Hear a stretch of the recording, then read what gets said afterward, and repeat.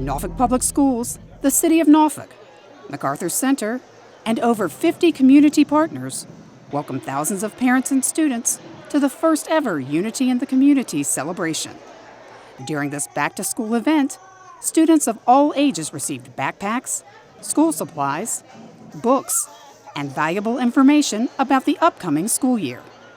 With over 2,000 backpacks handed out to excited students and parents, this event was a big success. It's like you plan for 2,000, but you don't think you're going to get it. Well, we were blessed today. So I think we have really touched everybody's life today.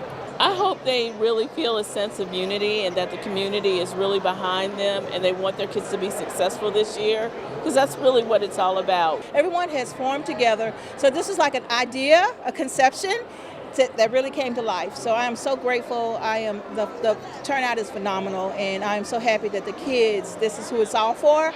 The kids are able to get school supplies and the parents don't have to stress during this economic crisis. It's wonderful here at MacArthur Center with so many partners and organizers and sponsors for unity in the community to help our students to prepare for the first day of school.